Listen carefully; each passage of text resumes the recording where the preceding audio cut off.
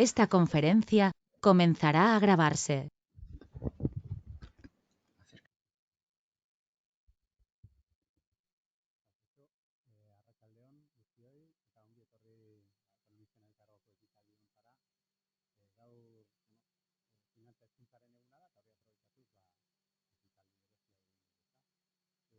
Bienvenidos todos al Colegio de Economistas. Tenemos aquí un plantel de lujo, ¿no?, para analizar un tema bastante, yo creo que morboso e interesante en general, ¿no? Las crisis bancarias, ¿no? Son frecuentes, recurrentes y no sabemos si evitables, ¿no? Ese será uno de los debates seguramente al final del coloquio. Bueno, hemos fijado un orden de intervención aquí. Para las estrellas va a empezar su intervención Yone Maldi, que a lo mejor le conoceréis, es pues, mi predecesor, digamos, en la buena escucha, pero con una experiencia muy dilatada de 35 años, ¿no?, en diversas funciones desde marketing, calidad, etcétera, en lo que en aquel momento era un poco el servicio de estudios, a través de MKS, etcétera, ¿no? Y actualmente, pues, departamento de finanzas de Deutsche Business, ¿no? Por lujo, otro, y comentar un poco el libro que luego podréis disfrutar. Yo que lo he leído, puedo decir que es fácil y muy entretenido, ¿no? En segundo lugar, intervendrá José Ángel Moreno, que fue compañero de BBVA, aunque nunca lo llegué a conocer, pero bueno, una persona que tuvo responsabilidades en el tema de RSC, ¿no? O sea que, por tanto, nos puede contar bastante seguramente pues, de esas posibles implicaciones de todas las crisis bancarias y financieras, que sabemos que no son es una cosa que sea barata, por decirlo, ¿no? Para socialmente, ¿no? Profesor también en la UNED, en la Universidad de Navarra, y bueno, implementará un poco, yo entiendo que hablará un poco más de su libro, ¿no?, como se quiere decir, y justamente, bueno, tratar de ver un poco qué características se dan también en esas crisis, el porqué. Y finalmente, otro portugalujo, José Luis Alcola, ¿no?, actualmente senior youth analyst en el Observatory Group, pero que tiene pues, un bagaje bastante amplio, que empieza, entiendo, también por el BBV, ¿no?, en tiempos de Luis Arcida, Banco de España, y posteriormente en Londres, pues en diversos bancos, o bueno, él nos ha dicho que era uno que iba cambiando de nombre, ¿no?, que nos ha pasado un poco a todos. Y bueno, él tiene igual una visión un poco más, digamos, macroeconómica, que tiene un poco más que ver con lo que es la supervisión prudencial, la política monetaria y el impacto que pueda tener un tema de mucha actualidad, como ya saben, especialmente en el Silicon Valley, ¿no? Bien, entonces, yo cedo la palabra aquí inicialmente a John, si os parece. La idea es que cada uno tenga una intervención de 15-20 minutos. Estamos tratando de que se grabe adecuadamente Vale, el coloquio, y entonces, bueno, pues Yone Maldi con vosotros, ahora era John. Muy bien. Pues ongi etorriak. Como nos ha comentado Joseba, lo que pretendemos es daros distintos puntos de vista alrededor de este tema y generar un coloquio. Por lo tanto, vamos a intentar que sean unas presentaciones bastante sintéticas.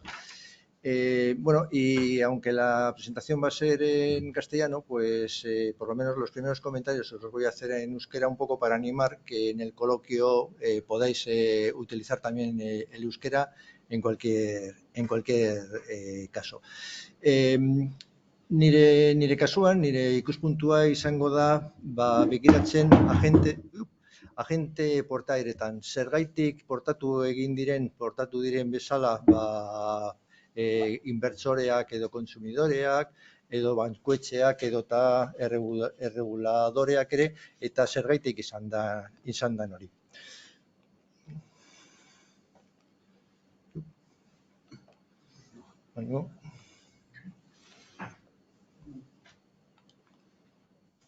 Bueno,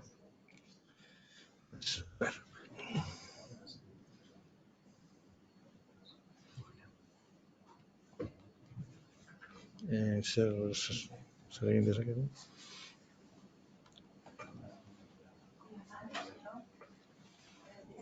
A lo mejor si le das Aquí. Aquí será, ¿no? Esta de aquí. Tampoco.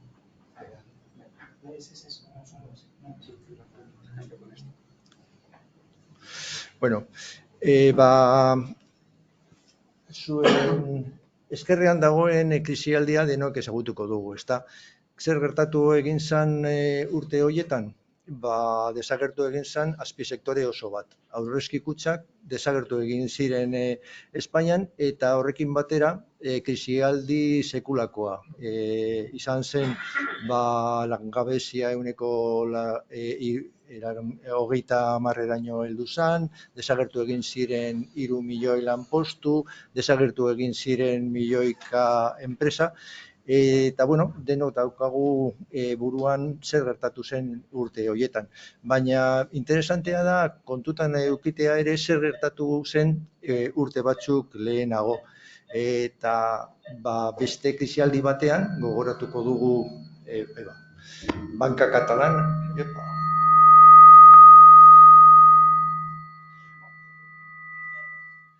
Catalana, Banco Atlántico, Rumasa taldean egon ziren 20 bankuetxe, eta denera sektorearen 27 desagertu zen, jaso zituen zailtasun handiak, eta horren ostean erreformatu egin zen sektore osoa. Eta bietan antzerako problemak fokalizatu egin dira. Gehien bat, profesionaltasun falta. Azkenian, goi mailako karguak ez ziren gai krisialdi batean aurrera pausoak emoteko. Eta, aurrezki kutxeen kasuan, BBK utziko dugu aldamenean, oso ondo kudeatu zutelako krisialdia, baina 12 urteko etxe bizitzen burbuilak desagertu arazi zuen esan dugun lez sektore edo azpisektore oso bat. Yendo a unos comentarios un poco más generales de distintas crisis bancarias, pues aquí os comento algunos datos. Algunos comportamientos que se han repetido en muchísimos casos y que, pues les han dado esos títulos que aparecen por ahí, ¿no? Uno de los aspectos recurrentes es que nos olvidamos muy rápido de las crisis, de que nos dejamos llevar. Ahí construimos castillos en el aire, pues argumentando que, la digitalización o la innovación financiera son capaces de permitir que cambien las reglas del mercado y, por ejemplo, en el caso de las cajas españolas, que se pueda financiar con un 30% de sus fondos viniendo de fondos de inversión o internacionales, un boom inmobiliario absolutamente de manual, como es el que hubo aquí. Y después de eso, esperamos que haya un aterrizaje suave, no que haya una caída violenta como es lo que hubo. Estos son construir castillos en el aire. Luego, los reguladores le ponen títulos bonitos, ¿no? En vez de llamarle castillos en el aire, pues el presidente de la Reserva Federal Americana hablaba de exuberancia irracional. Pero es lo mismo. Al final, es dejarse llevar, es buscar unos argumentos para decir que esto es distinto, que esto es una nueva era. Y luego hay otro mecanismo, otro comportamiento, ya esto de los inversores más conocedores, que es el que titulamos aquí, que habrá un tonto o un loco mayor. Esto lo que es que además es un mecanismo bastante falso, que no funciona, que los grandes conocedores o los grandes inversores o aquellos que tienen patrimonios que movilizar, pues piensan que van a ser capaces de escaparse de estos procesos de crecimiento descontrolado de las cotizaciones en el mercado de valores o en el mercado inmobiliario antes que los demás, porque ellos conocen mejor. Y luego otro elemento que llama bastante la atención es la falta de transparencia en todos estos procesos. Que un banco o una caja no quiera reconocer que ha perdido hasta la camisa, pues es algo, que se puede entender con bastante facilidad. Lo que ya no se puede entender tan fácil es que los gobiernos y los reguladores no sean transparentes para nada. un dato muy conocido es que la Reserva Federal Americana se negó de una manera reiterada a dar datos en el Congreso americano de cuáles habían sido los costes que había tenido la crisis financiera, pero un dato del año 2022, de ayer, es que los datos oficiales que se están dando de cuáles han sido las ayudas públicas a la banca europea durante estos años, resulta que el año 22 los acaban de cambiar y nos han dado unas cifras que no tienen nada que ver con las que habían ido dando hasta el año 21. Bueno, en este pequeño gráfico os intento resumir qué es lo que ha pasado en la crisis bancaria. Sin muchas explicaciones, en pocas palabras, el asunto es: las cajas de ahorro fueron capaces de dedicar fondos durante una década a financiar una burbuja de la vivienda y una burbuja de la construcción con dinero que no tenían. ¿De dónde venía ese dinero? Pues de los mercados internacionales, que estaban encantados de financiar los bonos y las cédulas hipotecarias. Por supuesto, esa aportación de liquidez brutal lo que generó es un impulso enorme a la economía, un impulso muy desequilibrado, una creación de puestos de trabajo enorme, pero muy poco cualificados, y un enorme enriquecimiento para todo aquel que tenía una vivienda en propiedad, que la verdad es que éramos muchísimos de todos los que estábamos viviendo esa crisis. Pero además, ese endeudamiento brutal de los individuos, de los bancos, incluso de las empresas, no importaba a nadie, porque la teoría económica dominante es que solamente hay que preocuparse de controlar el endeudamiento del sector público, y el sector público en esta situación tenía mucho dinero y no estaba encontrándose con ninguna dificultad. Vamos, que fue una burbuja inmobiliaria de libro y que llegó tan lejos que el Estado español tuvo que ser rescatado por los agentes europeos, a pesar de que los políticos de aquel momento se negaban a reconocer que eso había sido así. Algunas lecciones de la crisis. Bueno, la primera es que las crisis siempre son sorpresas. ¿Ante eso qué? Bueno, pues una de las primeras cosas que recomendamos todos es, llámalo pensamiento crítico, llámalo escepticismo, enfrentarse a esas ideas preconcebidas y evitar dejarse llevar. Una segunda, pues ya hemos hablado, aquí se produce crecimiento descontrolado, endeudamiento, argumentos para decir que hay una innovación y que aparecen elementos que permiten decir que esta es una nueva era, y también falta de transparencia, como hemos comentado, y retraso en la toma de decisiones.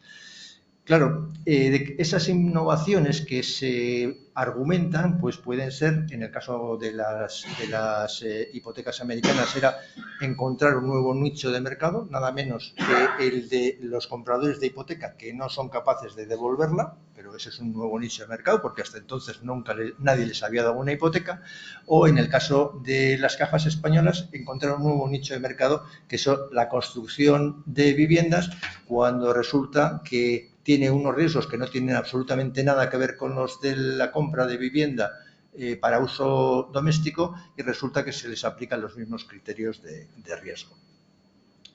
Y un último elemento que aparece de una manera muy recurrente es el retraso en la toma de decisiones. Claro, los reguladores aquí están con las manos atadas porque los ciudadanos no admiten que se dirijan grandes fondos hacia el sector bancario, y eso hace que intenten reducir al máximo cuánto pueden ser esos fondos que se dirigen hacia el sector. Bueno, ¿y dónde estamos hoy? Bueno, pues es evidente que las crisis son recurrentes. Es muy probable que se podrían reducir las crisis si apostamos por la seguridad y la solvencia de los bancos y renunciamos a parte de la rentabilidad o la innovación que se puede conseguir, pero es que el momento en el que estamos, el momento económico en el que estamos, con todos los líos que tenemos encima de la mesa, con las reconversiones de sectores completos, con una guerra en Europa, con cambios geoestratégicos brutales, pues se está caracterizando cada vez más con lo que se está llamando la incertidumbre radical. Y la incertidumbre radical lo que quiere decir es que no se pueden hacer escenarios con probabilidades. Lo que hay es una dificultad absoluta para hacer esas previsiones y para hacer esas predicciones que puedan ser razonables. Claro, eso pone el énfasis en la necesidad de esa seguridad y de esa solvencia. Pero la siguiente pregunta es, bueno, ¿y esto es posible? ¿Es posible que los bancos cambien su forma de acercarse a los riesgos? Y aquí el dato que a mí me llama la atención es lo que pasó el año pasado. Justo antes de que empezasen otros problemas, resulta que los bancos, todos los grandes bancos, los europeos, los americanos y los cercanos, todos los grandes bancos estaban pidiendo que se les dejase barra libre a la hora de repartir dividendos y también a la hora de reducir su capital, de manera que el porcentaje de reservas que se llevasen el capital o el pago por dividendos fuese lo mayor posible, de manera que estén en línea con otros sectores. Y sus argumentos eran: nuestra solvencia es suficiente, no hay riesgos especiales, tenemos que dar una rentabilidad similar a la que puedan dar otros sectores. Ya. Y de repente entramos en 2023 y nos encontramos con un lío bastante importante. Y insisto en lo de repente, porque tanto en Estados Unidos como en la Unión Europea, incluso entidades como el Fondo Monetario Internacional, estaba esperando que pudiese haber incidentes, crisis, quizás no tan generales como habíamos visto en otros momentos, pero decían, no, esto no va a pasar con los bancos comerciales, con los bancos normales, porque esos están bien regulados y ahí no van a sufrir. Bueno, pues nos encontramos con que efectivamente los bancos comerciales muchas veces pueden tener dificultades tanto como esas otras entidades menos reguladas que se supone o se esperaba que pudiesen tener mayores dificultades. Y mi último comentario es en relación con la velocidad a la que se producen estos movimientos. Fijaros, ahí tenéis fechas de cómo se han comportado los reguladores respecto a las crisis de los últimos bancos que aparecen. Al final, en 2 o 3 días se ha dado, por un lado, unos movimientos de salida de depósitos brutales por parte de los depositantes, pero también una actuación absolutamente brutal por parte de los reguladores a la hora de aportar liquidez o a la hora de tomar la decisión de garantizar todos los depósitos o de garantizar la actividad de los bancos. Estamos en los tiempos de la inmediatez, estamos en los tiempos de Internet, lo cual nos complica mucho la vida y multiplica los riesgos y hace que cada vez sea más importante esa apuesta por la solvencia y por la seguridad que os comentaba al principio. Yo, por mi parte, lo dejo aquí. Luego, seguramente, en el coloquio pues habrá tiempo para hablar más hacia adelante, hacia los siguientes pasos. Aunque yo os dejo una pregunta, que es que en el caso de nuevas situaciones, ¿por dónde hay que atacar ese buscar darle estabilidad al banco? Hay que atacarlo desde el punto de vista del comportamiento de los inversores y desde el punto de vista de los consumidores, hay que atacarlo desde la regulación y desde el punto de vista del control férreo, hay que atacarlo desde el punto de vista de cómo funcionan los bancos internamente, por lo menos abrir la cuestión por ahí. Muy bien.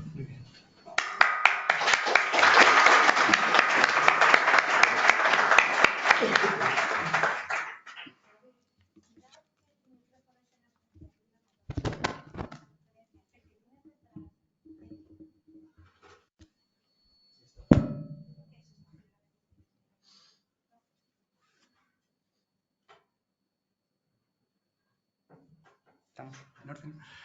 Bueno, muchas gracias. Muy buenas tardes. Es un placer volver a estar en el Colegio Vasco de Economistas. Bueno, yo quería continuar con los planteamientos que ha hecho John, con los que estoy muy de acuerdo, tratando de enmarcar esta problemática en tendencias de fondo del sistema financiero para destacar, como indico en el título de mi intervención, que en su configuración actual el sistema financiero tiene una propensión inherente, ineludible, a la generación de crisis. ¿Cómo se da? Bueno, yo me voy a limitar a esta transparencia, no voy a cambiar. De alguna forma, pues es el guión de mi intervención. Señalo en primer lugar el paradigma teórico dominante, porque efectivamente el paradigma teórico dominante no está en absoluto de acuerdo con lo que les acabo de comentar. Es una perspectiva que se va empezando a consolidar a final de los años 70, a comienzos de los 80, rechazando radicalmente la perspectiva dominante anterior, que era un keynesianismo regulador muy severo, y es una perspectiva que efectivamente se va convirtiendo en absolutamente dominante en el ambiente, en el mundo académico. Es el pensamiento ortodoxo, la teoría ortodoxa sobre las finanzas y sobre el funcionamiento del sistema financiero, con muchos premios Nobel en su haber. Y lo que viene a decir es que efectivamente no hay ninguna generación de crisis internas por el propio funcionamiento del sistema financiero. Si al sistema financiero se le deja funcionar libremente, no se pueden producir este tipo de crisis. Es un paradigma que se basa en dos hipótesis fundamentales. La eficiencia de los mercados financieros óptimos. Los mercados financieros, si se les deja funcionar libremente, asignan perfectamente, óptimamente el capital, gestionan óptimamente el riesgo, y se basa también en una segunda hipótesis estrechísimamente relacionada con la anterior, que es la de las expectativas racionales. Los agentes que operan en el mercado financiero, en promedio, operan racionalmente persiguiendo su máximo beneficio. La implicación de estas dos hipótesis pues es muy clara. Si al sistema financiero se le deja actuar libremente, pues no se generarán crisis por su funcionamiento, porque es el mejor funcionamiento posible. Las crisis pueden existir, por supuesto, y han existido, y existirán, dice el pensamiento dominante, pero son frutos solo de perturbaciones exógenas, guerras, pandemias, revoluciones tecnológicas, etc. Claro, esto tiene unas implicaciones muy fuertes para la práctica financiera y para la política económica. El sistema financiero funcionará óptimamente siempre que no se le interfiera desde la administración pública, siempre que se le deje funcionar en libertad. Por lo tanto, la mejor política económica posible frente al sistema financiero es dejarle la mayor libertad posible, es decir, desregular, liberalizar todo lo posible, desmontando todas las trabas regulatorias que se habían puesto en marcha durante las décadas anteriores, desde la Segunda Guerra Mundial hasta mediados de los 70. Y en este sentido, pues efectivamente el sistema financiero funcionará perfectamente, de la mejor forma posible. Señalo en segundo lugar otro punto, que es la evidencia empírica, porque la evidencia empírica, sin embargo, no respalda de ninguna forma esta tesis dominante, pese a que sigue siendo dominante. Más bien, desde los años 80, pues la evidencia lo que nos refleja con mucha claridad es que se han producido crisis con mucha más frecuencia y con mucha más intensidad que en el periodo anterior de regulación más severa, ¿no? Crisis que además, en muchos casos, desde luego no se deben fundamentalmente a perturbaciones externas. En este sentido, pues cada vez más, y sobre todo desde la última gran crisis terrible de 2007-2008, pues cada vez más economistas han empezado a cuestionar ese paradigma teórico dominante, tratando de reflexionar sobre cuáles pueden ser las causas de fondo que explican que el sistema financiero, al margen de perturbaciones externas, genere crisis. Y en este sentido, pues han ido volviendo la mirada cada vez más, en muchos casos, a planteamientos que ya bastantes economistas de origen keynesiano estaban defendiendo desde los años 60, y muy especialmente uno, que se llamaba Hyman Minsky, un economista muy poco reconocido en su tiempo, pero que su pensamiento fue enormemente revaluado y reivindicado desde la última gran crisis. Y lo que decía Minsky pues es simplemente prácticamente lo contrario al paradigma teórico dominante. El sistema financiero tiene una tendencia intrínseca, inevitable, a la inestabilidad económica, fruto fundamentalmente de que el sector financiero, si se le deja funcionar libremente, actúa siempre con exceso. En las fases de auge, que son fases de euforia financiera, pues alimenta excesivamente el auge, financia excesivamente, financia con mucha facilidad, va financiando además cada vez más a prestatarios de peor calidad crediticia, y en ese sentido pues va acumulando niveles de riesgo cada vez mayores, al mismo tiempo que va inoculando un nivel de riesgo cada vez mayor en el sistema económico. Por eso decía Minsky que es inevitablemente en las etapas de auge es cuando el sector financiero va sembrando siempre las semillas de la próxima crisis.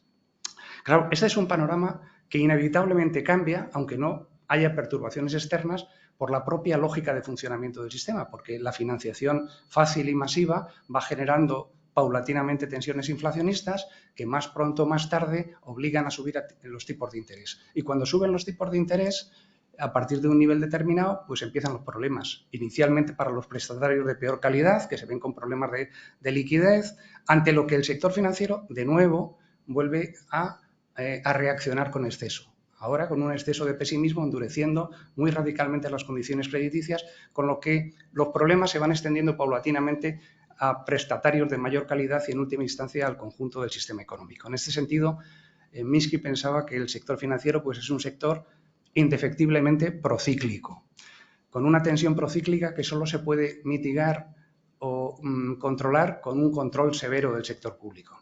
Y una tensión procíclica, además, una pulsión hacia la inestabilidad que será tanto mayor cuando pasen alguna de las siguientes cosas.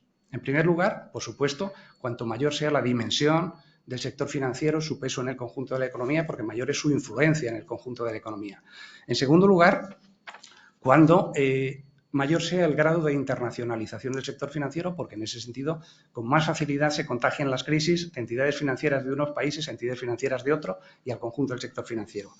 En tercer lugar, cuanto mayor sea el nivel de riesgo que acumula en su interior el sector financiero. Y Minsky pensaba, con mucha lucidez, que ese nivel de riesgo aumentaría exponencialmente en la medida que el sector financiero se fuese endeudando cada vez más consigo mismo.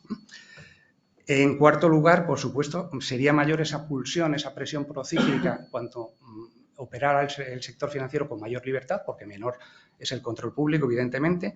En quinto lugar, Minsky intuyó algo que en su tiempo apenas sucedía, y es que aumentaría esa tensión procíclica del sector financiero cuanto mayor protagonismo tuvieran en la actividad financiera los mercados financieros, en perjuicio de la actividad de la banca, porque los mercados son más volubles y más procíclicos que la actividad bancaria. Y finalmente, Minsky también intuyó que aumentaría esa presión procíclica hacia la inestabilidad cuanto mayor fuese la proporción de la actividad financiera que se dirigiese al propio sector financiero, a entidades del propio sector financiero, alejándose cada vez más de la economía real. Bueno, lo que sucede es que todas esas cosas pues, se han ido produciendo a lo largo de las últimas décadas, desde los años 80, con una enorme intensidad, una intensidad creciente, poderosísimamente creciente. En primer lugar, le señalo, es que efectivamente el sector financiero ha crecido de una forma verdaderamente explosiva, extraordinaria, ¿no? El sector financiero ha crecido en términos absolutos muchísimo y en términos proporcionales muchísimo, es decir, que ha crecido mucho más que el resto de la economía. A nivel global, las cifras con las que se puede medir el volumen de actividad del sector financiero, es decir, superan en muchas veces y en algunas variables en muchísimas veces el valor del PIB global. Es decir, que el sector financiero pesa cada vez más en el conjunto de la economía hasta ser prácticamente mayor que el resto de la economía. Y en este sentido, pues claro, mayor es cada vez su influencia en el resto de la economía. Mayor ha venido siendo el grado de condicionamiento del sector financiero hacia los comportamientos económicos de los restantes agentes económicos, gobiernos, empresas, particulares. Esto es lo que define eso que algunos autores han llamado la financiarización de la economía, que viene a definir, según muchos autores, pues una etapa nueva en la evolución del capitalismo.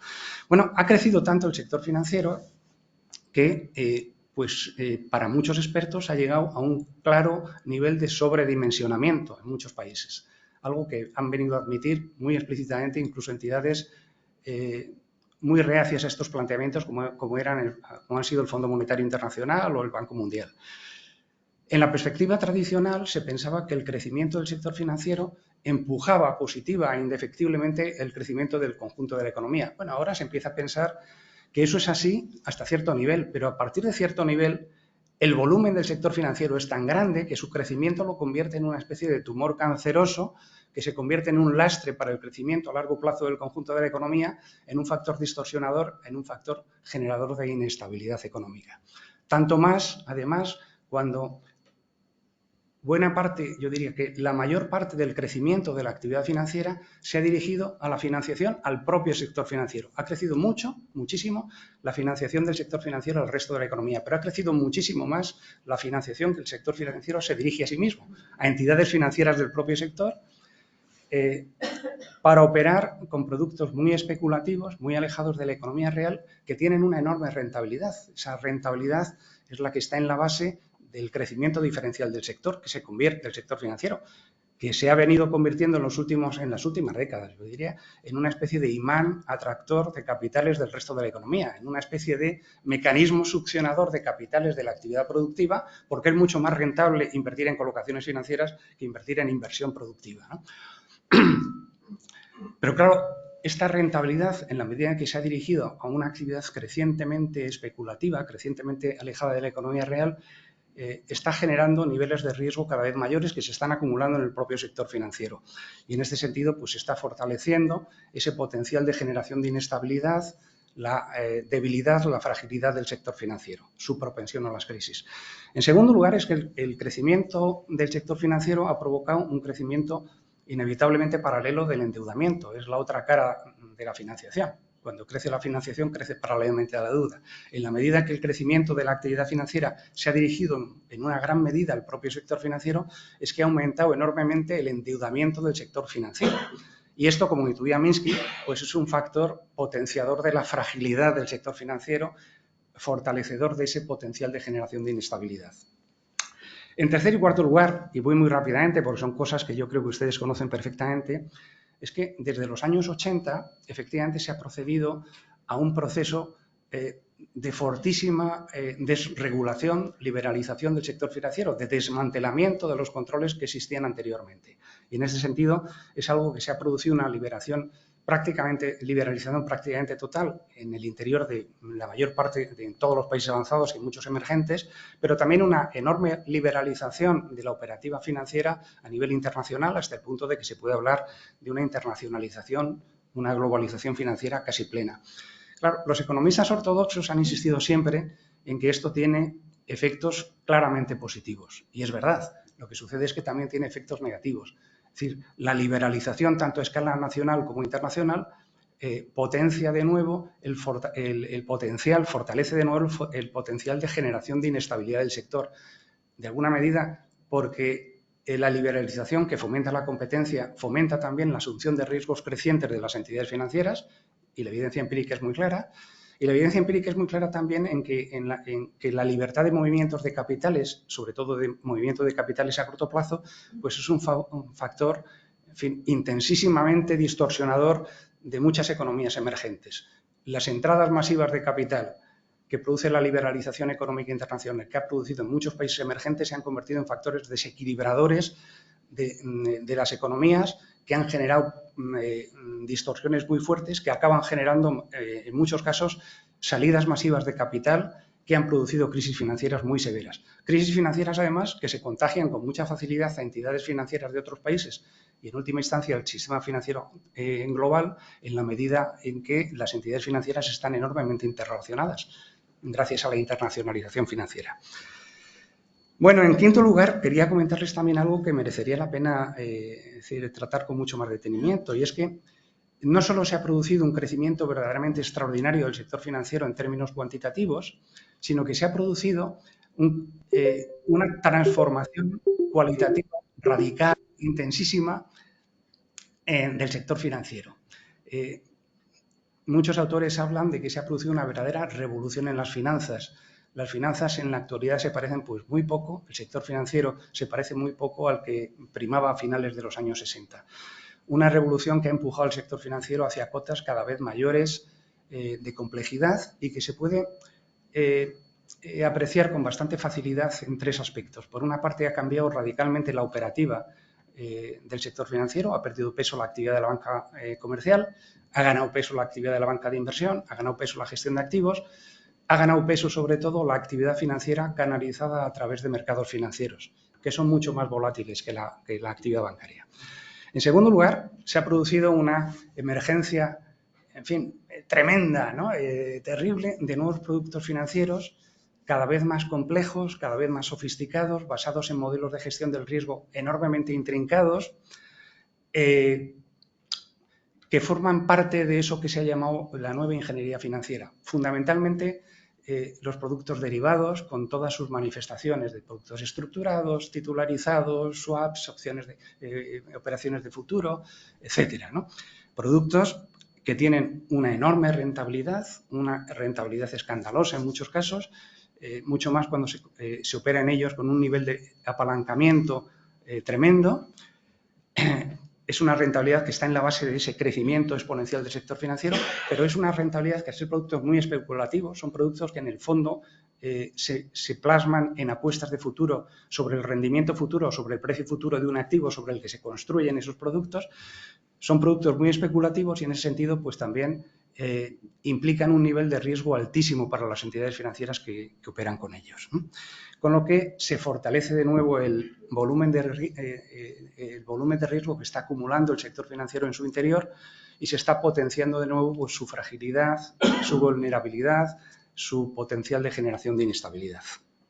Y finalmente, y paso muy rápidamente también porque me temo que me estoy alargando demasiado, este sector financiero transformado, moderno, sofisticado, matematizado en mucha medida, ¿no? Tecnificado,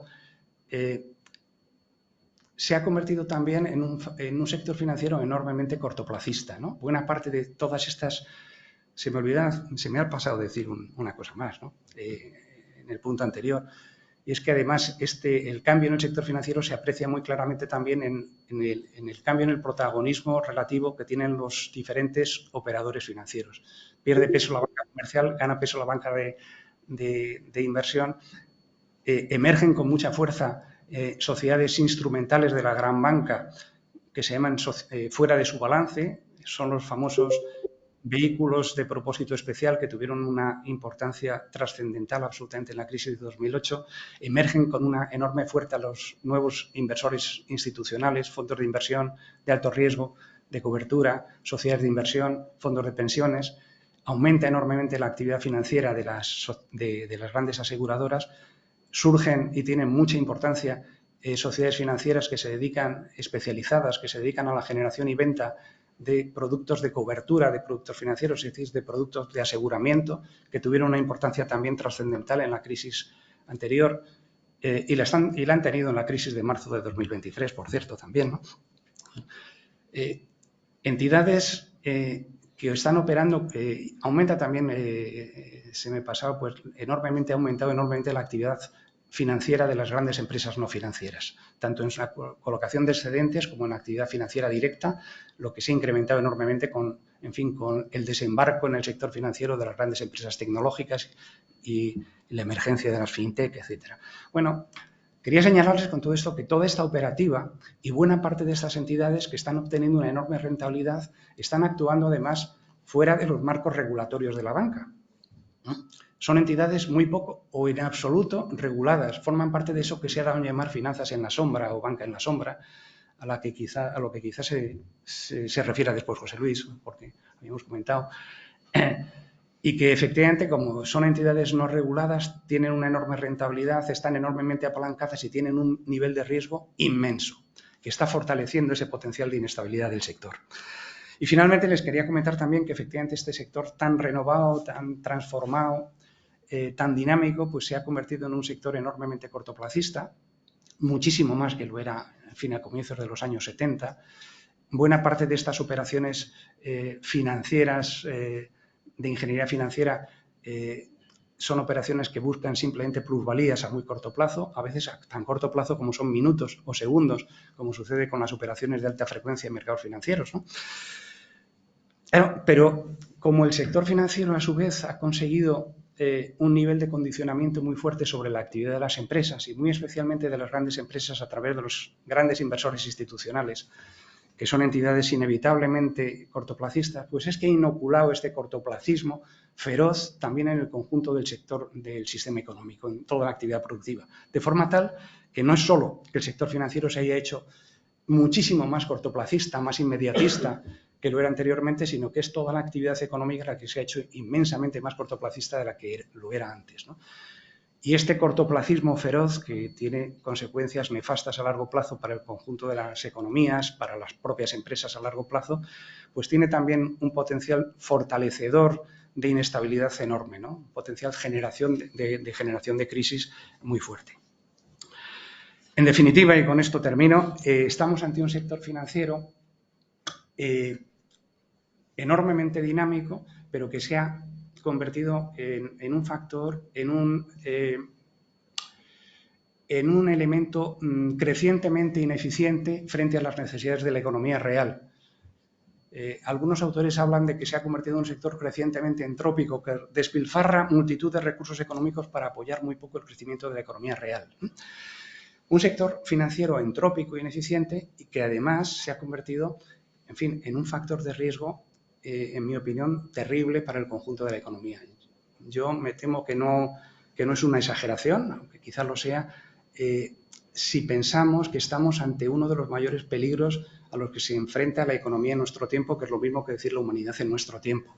Es verdad que este sector financiero tan transformado, tan dinámico, tan volátil, tan arriesgado, tiene factores positivos, sin duda, pero no deja de ser verdad también que el sector financiero pues, se ha convertido en una especie de inmensa bomba de relojería que acumula en su interior una carga de riesgo cada vez mayor, es decir, una carga explosiva cada vez mayor, que es una carga explosiva que puede explotar con relativa facilidad, como lo muestran muchas de las crisis de las últimas décadas, y que es una carga explosiva que, en la medida que el sector financiero cada vez es más grande, cada vez más inmensamente grande, pues es una carga explosiva que si explota, pues en fin, puede producir consecuencias terribles y además cada vez más difícilmente controlables por la política económica.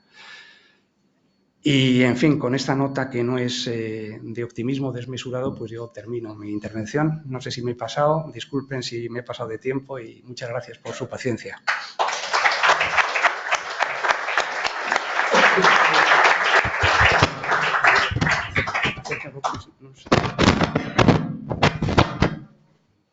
No sé si puede quedar.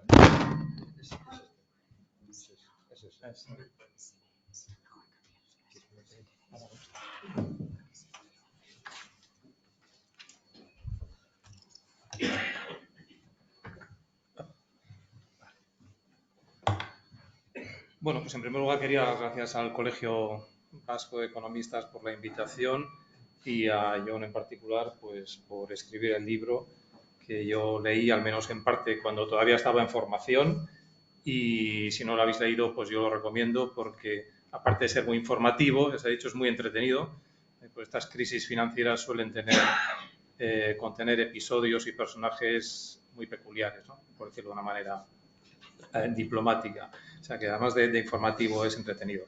Bueno, mi intervención, yo quería abordar esto desde el aspecto de la relación que tienen las crisis financieras con la política económica y sobre todo, en particular, con la política monetaria. Y quería hacer mi intervención o hacerla girar sobre 3 ideas fundamentales que son las que aparecen ahí en la pantalla.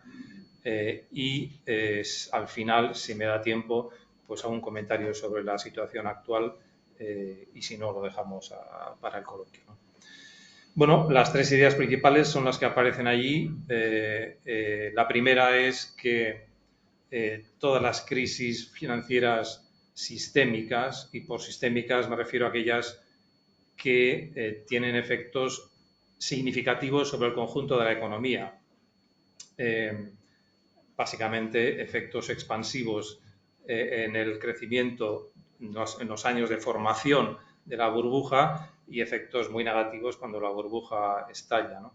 Estas crisis sistémicas tienen en su origen varios factores. Se ha hablado de varios: una mala gobernanza, una mala regulación y supervisión por parte de las autoridades, pero tiene un componente, que es el que me voy a centrar yo aquí, que es muy importante, es fundamental. Yo creo que es una política monetaria inapropiada.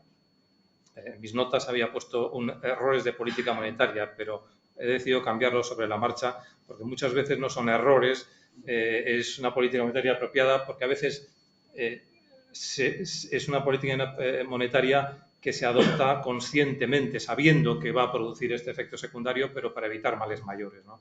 Es decir, por eso he decidido cambiar a última hora el calificativo de errónea por el de inapropiada, ¿no?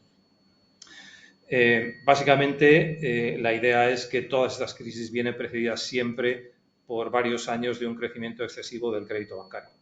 Esto está perfectamente documentado. Bueno, la segunda idea es que la estabilidad macroeconómica, definida como estabilidad de precios, es decir, una inflación baja y fluctuaciones relativamente pequeñas del PIB, no garantiza la estabilidad financiera. El consenso que había en los años 90, a principios en los años, la primera década de este siglo, ya se ha mencionado antes, es un poco que bueno, si uno consigue controlar la inflación, consigue controlar las fluctuaciones económicas, no va a haber crisis financieras. Bueno, la crisis del 2008-2009 obviamente destrozó por completo esta idea, ¿no? Y ahora el consenso pues es diferente, ha cambiado. Y una tercera idea es que, bueno, pues este cambio de consenso ha obligado a dar a las autoridades a proporcionar una respuesta. Y la respuesta creciente desde digamos, de los años 2010, 2012, es el uso de lo que se llaman las políticas macroprudenciales, ¿no? Lo que intentan es evitar los contagios, que hablaba antes, entre entidades financieras y entre sectores de la economía.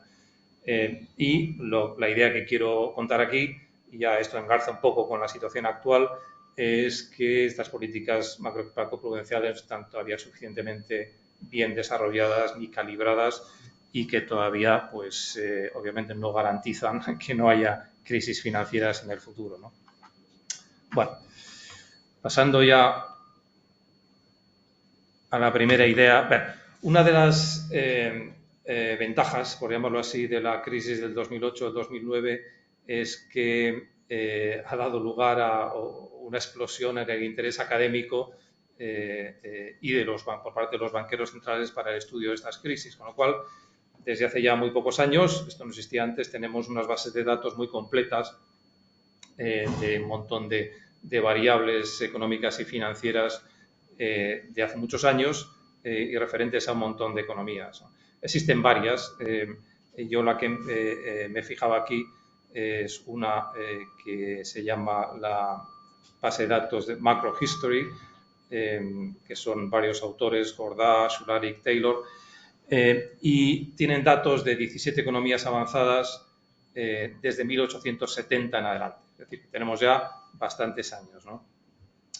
Y sobre la base de esta base de datos identifican en estas 17 economías durante estos casi 150 años, identifican 120 recesiones, crisis económicas en sentido de recesión, el típico ciclo económico de expansión y luego caída del PIB, recesión, ¿no?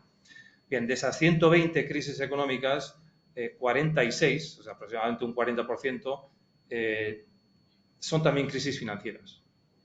Tiene un componente de crisis financiera. Es decir, que las crisis financieras son recurrentes y son bastante frecuentes, ¿no? La idea es que existe un ciclo financiero, un ciclo de expansión de las variables financieras que se sobrepone muchas veces al ciclo económico normal que hemos estudiado todos en la carrera y que magnifica este ciclo, tanto en la fase de expansión como luego en la fase de caída abrupta, ¿no? Y decía, eso solo son las llamadas crisis sistémicas. Fijaros que solo se refiere a 17 economías avanzadas. Si incluyésemos las economías emergentes, el número de crisis financieras se multiplicaría, ¿no? En una recesión normal, como media, dura un año y al año siguiente, al segundo año, ya se ha recuperado el PIB, el nivel de PIB precedente al inicio de la crisis, ¿no? Las crisis financieras son mucho más graves porque probablemente duran más, una media de 4 años, y la caída del PIB desde el máximo al mínimo supera claramente el 3%. En los casos más graves puede llegar a caer un 8%. Y se tarda mucho más en recuperar el PIB original. Como media, por ejemplo, en las crisis más graves se puede tardar hasta 5 años. De ahí, obviamente, como decía antes, el interés en el estudio de estas crisis financieras que, como digo, ciclos financieros que se sobreponen a los ciclos económicos normales, ¿no? Bueno, ¿cuáles son las características de estas crisis financieras? O los, como se suele decir en los libros de texto, los hechos estilizados, ¿no?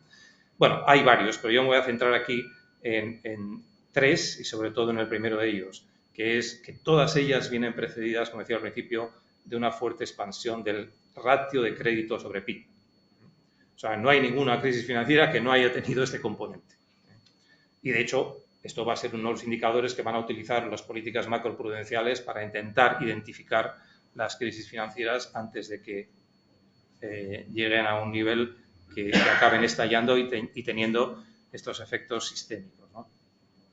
Luego hay otra segunda característica, que es que se produce una desviación muy significativa de los precios de los activos financieros y o reales. Por activos reales me refiero a los activos inmobiliarios, con respecto a su valor fundamental. Esto es un criterio un poquitín más complicado porque cuál es el valor fundamental de un activo financiero, un activo real, a veces no es fácil de determinar, ¿no? Una tercera característica es que se produce una progresión muy rápida de los beneficios de la banca, lo cual tiene su lógica porque los beneficios de la banca progresan porque el crédito progresa, ¿no? Es donde obtiene la banca los beneficios, ¿no? Eso ocurre en el periodo precrisis. Luego en la crisis todo esto estalla y se produce una corrección abrupta de todas estas variables, ¿no? Además es una corrección que se retroalimenta, lógicamente, porque caen los precios de los activos deprecia el colateral, con lo cual la banca tiene que restringir el crédito, etcétera, etcétera. Se produce aquí un círculo vicioso. El proceso o el mecanismo por el cual se produce todo esto pues es bien claro, es decir, aumento del crédito bancario, esto permite un aumento del apalancamiento, que puede ser del sector privado no financiero, es decir, familias o empresas, o de la propia banca, como se ha mencionado también aquí, o de todos ellos en su conjunto, ¿no? Entonces, esto nos lleva a una pregunta, inmediata, y es ¿por qué ha aumentado la frecuencia de las crisis financieras en las últimas décadas, ¿no? Y aquí, pues yo creo que pues un poco la hipótesis más razonable es que hay dos motivos fundamentales por los cuales han aumentado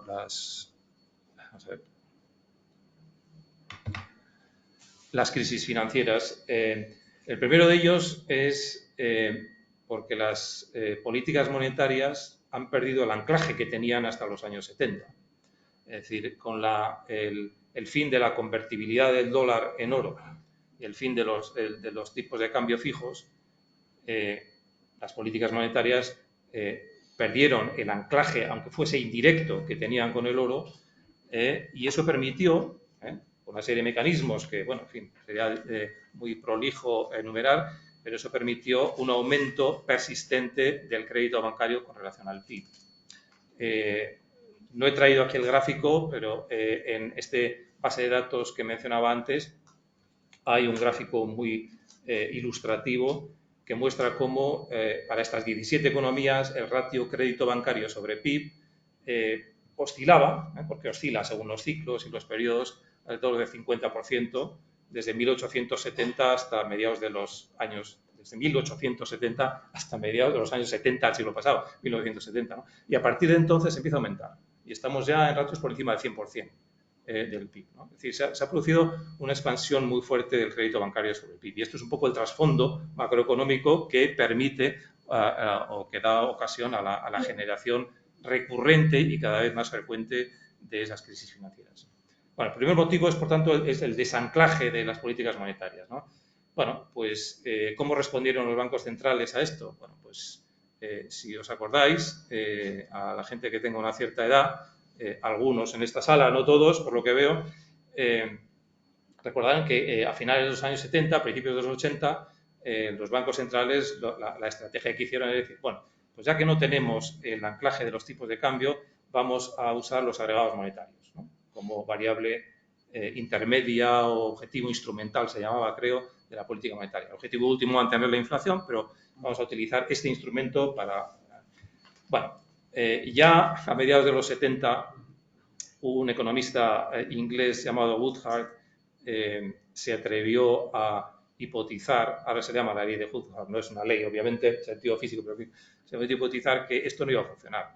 No iba a funcionar porque, y esto ocurre no solo en los agregados monetarios, sino ocurre en todo tipo de políticas sociales, cuando un regulador, cuando una autoridad identifica una variable como el objetivo por el que va a medir su política, inmediatamente esa variable deja de tener el valor informativo que era para el que se había escogido. En el caso de los agregados monetarios y la banca está muy claro. ¿Os acordáis? En el caso del Banco de España, por ejemplo, empezó a controlar un agregado monetario que se llamaba M2, que era el efectivo en manos del público, más los depósitos a plazo, depósitos a la vista, depósitos a plazo. ¿Qué hizo la banca? Que es efectivamente muy creativa. Pues se inventó productos que eran similares a los depósitos, pero que no estaban en la definición de M2. Entonces el balance empezó a crecer. Respuesta de las autoridades, bueno, pues vamos a ampliar la definición a M3. M3 ya incluía, no sé, depósitos a más plazo, repos y no sé qué historias, instrumentos de mercado monetario. Y entonces la banca, pues, reaccionó, esto es un juego de ajedrez, reaccionó inventándose nuevos productos que eran similares a estos, pero que no estaban incluidos en la definición ni estaban sujetos al coeficiente de caja, etcétera, etcétera, ¿no? Y entonces, en el caso español, el Banco de España, pues, se inventó la M4, lo que llamaban los Alpes, los activos líquidos en manos del público. Los Alpes, que además, como los Alpes, pues, subían y bajaban como les daba la gana, ¿no? Entonces, al final, llegó una situación en la que tuvieron que descartar. Pero, como veis aquí, lo que estaba produciendo es un decalaje, es decir, con retraso, los bancos centrales identificaban una variable después de haber utilizado otra más estrecha anteriormente y entre medio el crédito sobre el PIB ya había aumentado. La banca había utilizado ese agujero legal o regulatorio para aumentar el crédito, ¿no? Bueno, al final, pues como sabéis, los bancos centrales desecharon los agregados monetarios y decidieron ir a un control directo de la inflación, ¿no? ¿Qué ha pasado? Pues aquí ya entramos en más hipótesis todavía, pero creo que se puede decir que lo que ha ocurrido es que los bancos centrales básicamente se dedicaron, y estamos todavía en esa situación, a un objetivo de inflación para el cual tenemos modelos, se hacen proyecciones, porque claro, la política monetaria funciona con retraso, entonces tienes que proyectar la inflación dentro de 2 o 3 años y en función de eso subes o bajas los tipos de interés, etcétera, etcétera. Pero claro, ¿qué inflación? Bueno, pues la inflación de bienes y servicios, la del IPC. Y aquí es una especie de ampliación de la ley de Woodhard. ¿Qué hace la banca? Bueno, pues si nos van a controlar el crédito que damos a las empresas y familias para gastar, para que aumente la demanda agregada y suba la inflación, etcétera, etcétera, y no van a dejar, pues vamos a dedicar el crédito para otra cosa. Por ejemplo, crédito hipotecario, que eso hace aumentar el precio de la vivienda, pero eso no está en el IPC. Y eso es un poco lo que ha ocurrido, es una especie de ampliación de la ley de Woodhard, ¿no? Esa es la primera, yo creo que el desanclaje de las políticas monetarias y el retraso con la que los bancos centrales reaccionan a la creatividad de la banca es una de las razones por este aumento de este aumento exponencial casi del crédito sobre PIB, ¿no? Y el segundo, se ha mencionado aquí, o sea que voy a pasar muy rápido sobre él, es el tema del apalancamiento, la innovación financiera que permite un mayor apalancamiento, ¿no? Entonces, la innovación financiera, todos estos productos que han aumentado, que han surgido en las últimas décadas, tienen muchos nombres, la mayor parte de ellos muy creativos, etcétera, etcétera, pero al final la idea, desde el punto de vista de la política monetaria, es muy simple y es que permiten un apalancamiento muy fuerte. Un ejemplo ilustrativo, un futuro. Uno puede comprar un título de deuda pues por valor de 100, pues comprándolo en el contado, es decir, poniendo 100 de capital, ¿no? Pero si lo compra en el mercado de futuros, no tiene más que poner el margen, puede ser el 5 o el 10%. Entonces, un banco te da un crédito por 100 a una empresa, a una familia que lo gasta y eso va a demanda agregada. Pero claro, ahora el banco puede utilizar esos 100 para comprar deuda pública, es decir, no va a demanda agregada, sino va a activos. Pero ahora estamos en la siguiente fase, que no va a activos al contado, sino que va a futuros. Entonces, puedes comprar, como el margen es solo de 10, digamos, puedes comprar deuda o exponerte a deuda por valor de 1.000, un valor facial de 1.000, solo poniendo capital 100. Con lo cual, pues la misma cantidad de crédito crea un apalancamiento, tiene una capacidad de apalancamiento muy superior. Sí, mucho mayor, porque además lo que pone lo puede financiar también. También lo puedes financiar en repo, etcétera, etcétera. Es decir, se puedes apalancar por los dos lados, ¿no? Con lo cual, básicamente, pues, es decir, la reacción de... Voy a pasar aquí. La reacción de las autoridades pues va siempre por retraso a la creatividad de la banca, ¿no? Entonces, bueno, el consenso que existía, como decía antes, de que, bueno, que ya podemos llamar la doctrina Greenspan, ¿no? Que si uno consigue la estabilidad de precios y reducir las fluctuaciones macroeconómicas va a impedir la proliferación de crisis financieras, se rompió, como decía antes, en la crisis del 2008-2009, en buena parte por el uso y abuso, sobre todo, de estos instrumentos financieros, derivados, etcétera. Entonces, la respuesta, esta es la última idea que quería introducir aquí, la respuesta de las autoridades ha sido lo que llaman políticas macroprudenciales, ¿no? Entonces, un poco ¿cómo se llama aquello? La regla de Mandel, alguna de estas reglas, ¿no? Que existen dos objetivos independientes, pues necesitas dos instrumentos. Si tienes dos objetivos que no son compatibles, necesitas dos instrumentos independientes, ¿no? Bueno, pues entonces el nuevo consenso es post-Greenspan, dedicamos la política monetaria a la estabilidad de precio y necesitamos otro instrumento para la estabilidad financiera. ¿Qué instrumento? La política macroprudencial. Bueno, las políticas macroprudenciales son un conjunto de un montón de cosas que básicamente lo que pretenden es limitar la expansión del crédito bancario, básicamente, ¿no? Volviendo a la lógica del principio, ¿no? Y esto lo hacen de diferentes maneras, es decir, hay un montón de ellas. Hay algunas que tratan de controlar al prestamista, por ejemplo, el banco, pues cosas como colchones de capital contracíclicos, provisiones genéricas, ratios de liquidez, etcétera, etcétera. Y hay otros que tratan de controlar al prestatario, ¿no? Por ejemplo, poniendo límites a la cantidad de deuda que puede tomar una persona o una empresa con respecto a su renta, ¿no? Los loan to income y el loan to debt, ratios loan to income y loan to debt, ¿no? El problema, hay tres problemas yo creo, con estas políticas macroprudenciales. Por la idea, la lógica está ahí, está clara, ¿no? Pero hay tres tipos de problemas y como creo que tengo 3 minutos, voy a dedicar 1 minuto a cada problema. Y con esto acabo. El primero es un problema puramente técnico y es que, así como en la política monetaria hay modelos que nos permiten calibrar más o menos, claro, una vez funciona mejor y otras veces peor, permiten calibrar pues cuánto tienes que subir los tipos de interés o cuánto tienes que bajarlos para desacelerar o para acelerar la demanda y controlar la economía. En las políticas macroprudenciales pues no se tiene idea, la verdad. Y no se tiene idea porque no hay experiencia, es decir, son políticas que no están testadas, ¿no? Hay un montón, cada proliferación de artículos académicos que si subo el coeficiente de solvencia contracíclico en tantos puntos porcentuales se va a reducir el crédito bancario en tanto otro, pero realmente son experimentos o son estimaciones muy poco fiables, ¿no?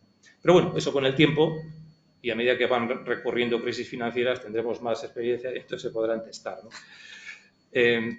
Segundo problema es legal. El problema legal es que algunas de estas medidas están fuera de las competencias del regulador, ¿no? Por ejemplo,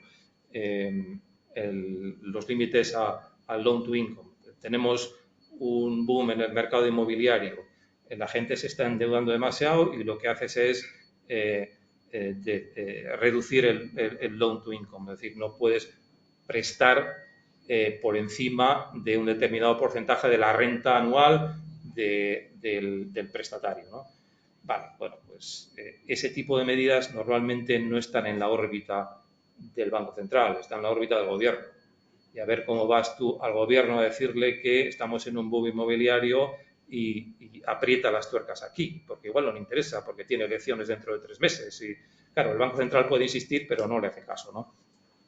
Y luego hay un problema que es mucho más grave, el último, yo creo que es un problema ya de contenido, ¿no?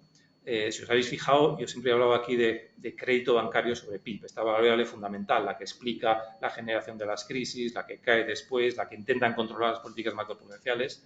Pero vamos, como se ha dicho aquí, existe toda una cosa que se llamaba antes la banca en la sombra, ahora los documentos oficiales no quieren llamarlo así porque tiene una connotación un poco de banca mafiosa o algo así, y se le llama el sector financiero no bancario, ¿no? Sector financiero no bancario, que son fondos de pensiones, fondos de inversión, hedge funds, private equity, etcétera, etcétera. Todo este sector pues tiene un apalancamiento, o puede tener, se sospecha, porque no se sabe, no hay datos. Hoy día la banca está mucho más controlada que hace 15 años. Hay ratios de solvencia, ratios de liquidez, pero en todo este sector no se sabe.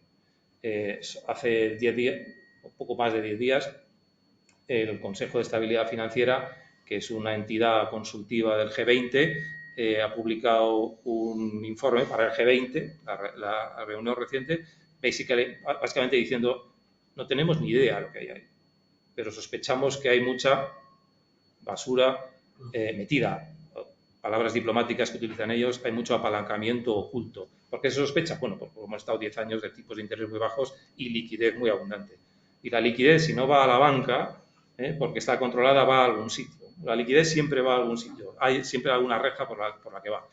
Y se sospecha que hay un apalancamiento muy fuerte ahí y están intentando no ya controlarlo, porque no saben, sino buscar datos de cuánto hay ahí, ¿no? Entonces, habrá una segunda fase de políticas macroprudenciales cuando se tenga información que tratará de controlar el apalancamiento en el sector financiero no bancario. Pero hoy por hoy eso no existe. Y esto, decía, enlaza muy bien con la situación actual porque, claro, después de ese periodo tan prolongado de liquidez abundante, de tipos de interés muy bajos, los tipos de interés se están normalizando y la sospecha y el pánico que tienen los bancos centrales y los reguladores es en que toda esa basura va a empezar a salir, va a empezar a flotar a la superficie, ¿no? Y ya hemos tenido en los últimos años varios incidentes que hoy por hoy han sido manejables, pues la crisis de la deuda americana en marzo del 2020, la crisis de los fondos de pensiones ingleses en septiembre-octubre del 2022, el Silicon Valley, etcétera, en marzo del 2020, este año, ¿no? 2023, en fin, y alguno más que han sido gestionados, bueno, como se ha podido, ¿no? Pero relativamente bien.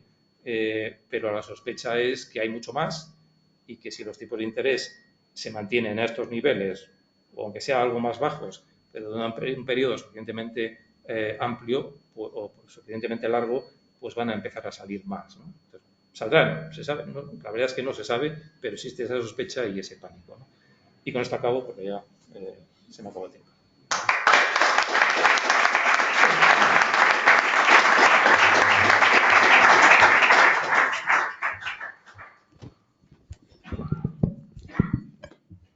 Bueno, pues he escuchado este panorama, ¿no? Además, viniendo de gente que se ha dedicado a la banca, fundamentalmente, pues uno no se queda muy tranquilo, la verdad.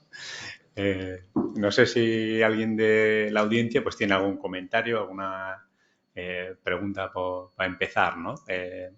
Yo creo que las visiones empiezo yo por si mientras alguien se decide. A ver, yo tengo la sensación de que habéis dado, bueno, un poco un discurso en una línea más o menos similar, ¿no? Pero que probablemente tenga matices, ¿no? Pues igual, José Luis, poniendo más el foco en el regulador, en el supervisor, ¿no? Parece que algunas de las crisis previas, pues el supervisor va aprendiendo, pero como nos pasa a nosotros, vamos aprendiendo siempre demasiado lento, ¿no? Vamos dándonos golpes, ¿no? Pero esta ventana que abrías ahora de que realmente puede haber ese sector financiero no bancario, el shadow banking o como queramos llamarlo, eso ya realmente escapa completamente a lo que puede hacer a lo mejor un banco central, ¿no? Entonces, ¿dónde está realmente la raíz del problema, ¿no? En el libro John habla un poco de eso, ¿no?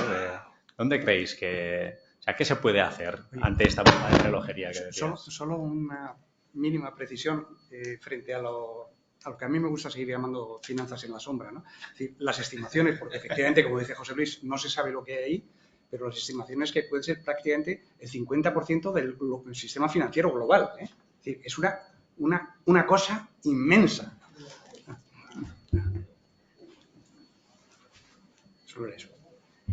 Es decir, que sin los datos estos que presentaba yo antes, actualmente el crédito bancario sobre PIB está un poco por encima del 100%.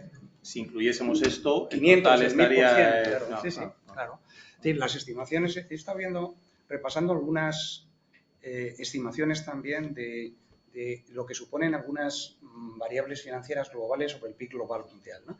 Es decir, los activos financieros, el valor global de los activos financieros que se conocen, son datos del Banco de Pagos Internacionales, pues puede ser como me parece que un 300 y pico del PIB global.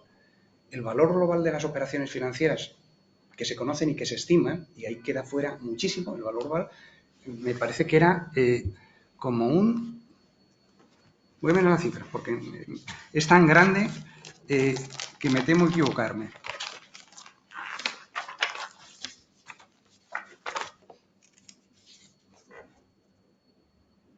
$17.650% del PIB global, ¿no?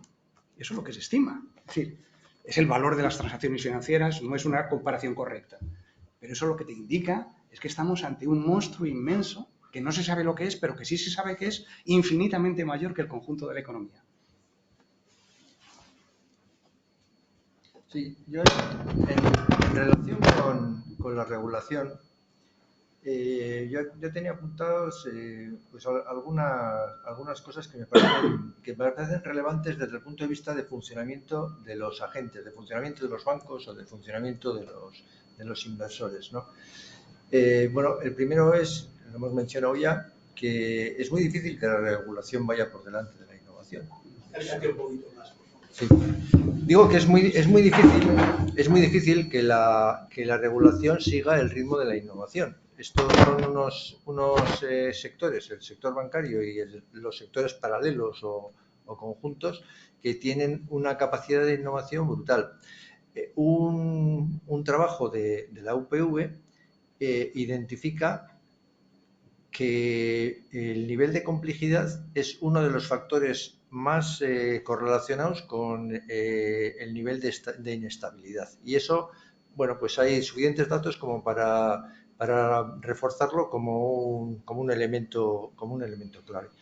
Pero otro problema de la regulación es lo que se está empezando a llamar la externalización de la moralidad. Vale, suena raro, pero es bastante sencillo de entender, y es que cuantos más controles ponemos, lo que sucede es que no hay más referentes que ese control externo para decidir si un comportamiento es positivo o un comportamiento es negativo. Y encima, el siguiente paso es, vale, si ponemos muchos controles y aceptamos que los controles son externos y los controles son solo lo que me dice el regulador, solo tengo que cumplir con el regulador, buenas prácticas es cumplir con el regulador y se acabó. El siguiente paso es, vale, pues entonces todos vamos a estar ahí en la esquina jugándonosla a lo ilícito y a lo lícito.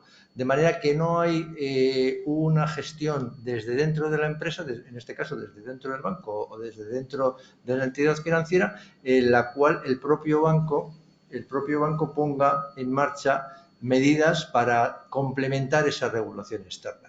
Y esto, bueno, pues parece que hay muchos autores que lo están empezando a detectar como consecuencia de esa regulación muy desarrollada. Y luego, José Ángel, has mencionado a Minsky. Minsky escribió en los años 80 y luego es un autor que con la crisis lo han vuelto a publicar todos, han vuelto a sacar todas sus conclusiones y han identificado que interpretaba muy bien todo lo que estaba pasando 20 años más tarde. Por eso se ha vuelto a poner de moda. Y una de las cosas que decía Minsky es que, ojo, que todo este lío que estamos comentando no tiene solución, porque en este momento tenemos que buscar un cambio de paradigma mental a la hora de interpretar el funcionamiento de los mercados financieros.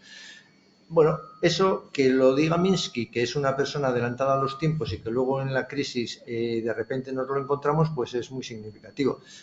Pero un autor que recoge bastantes de las ideas de Minsky es nada menos que el que fue el gobernador del Banco de Inglaterra durante la crisis, que es Mervyn King.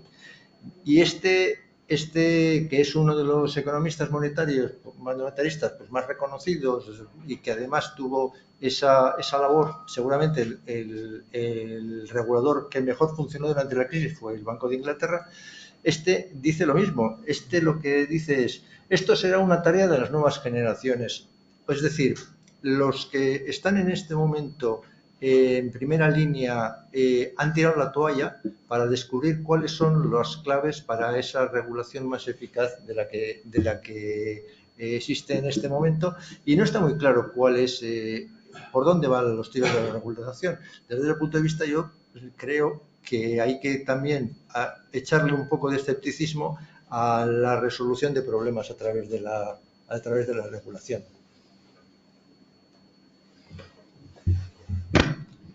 Bueno, en relación a lo que comentabas, John, con lo que estoy muy de acuerdo, parcialmente. Es decir, porque yo creo que ni siquiera King, desde luego Minsky sí que ve soluciones. Incluso King también, lo que pasa es que piensa que son muy difíciles. King habla, tú lo citas en el libro, de que para conseguir mecanismos reguladores hace falta antes una auténtica revolución intelectual que cambie la forma de pensar de los economistas y de los políticos. Claro, Minsky lo decía con mucha más sencillez.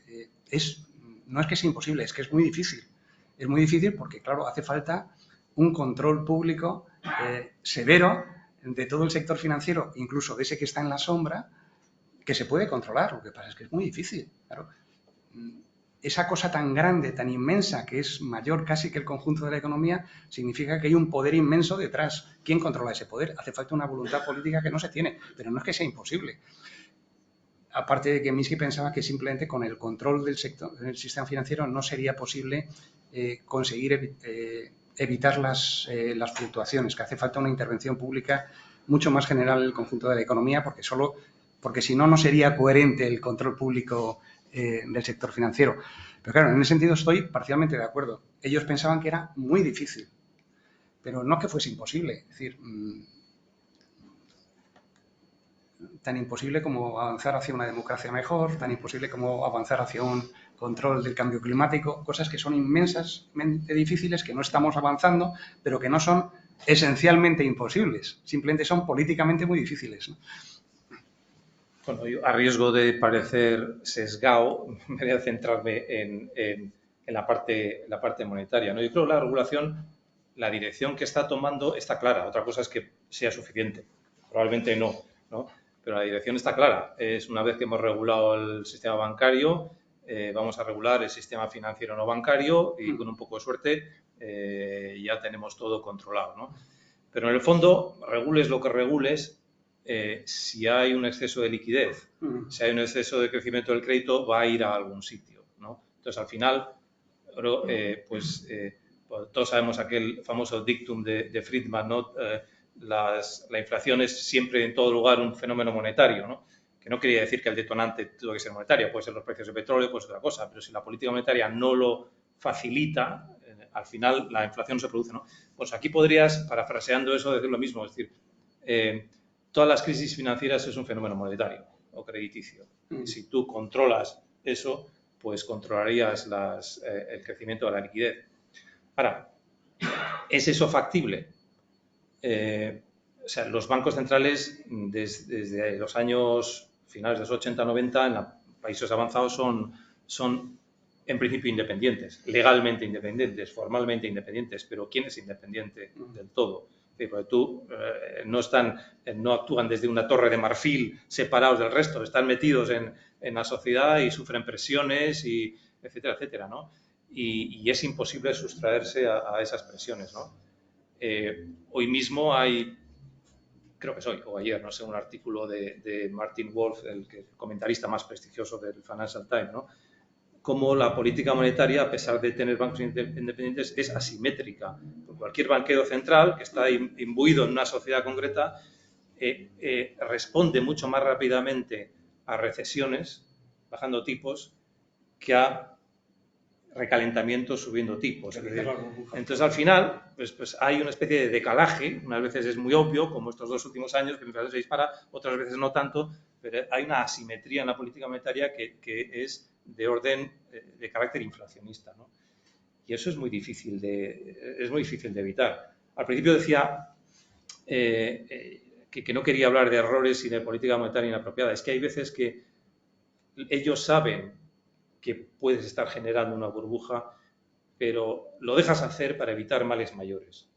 Bueno, pues por ejemplo, tras la crisis del 2008-2009, es decir, se ha producido tensiones sociales, polarización política, y dices, bueno, si no bajo tipos e meto liquidez e intento aguantar la economía como sea, la política se me va a estallar. Entonces, para evitar ese mal mayor, pues voy a llevar esta política que sé que es expansiva y que sé que puede producir efectos colaterales negativos en forma de excesos financieros.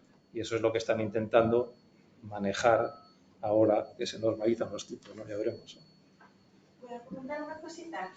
Bueno, no quiero desviar el tema, pero no sé si había sido consciente yo cuando marcasteis la fecha para... No sé si había sido consciente cuando marcasteis la fecha para realizar esta jornada, que precisamente hoy, 2 de octubre, es el Día Internacional de la Educación Financiera, o fue por azar.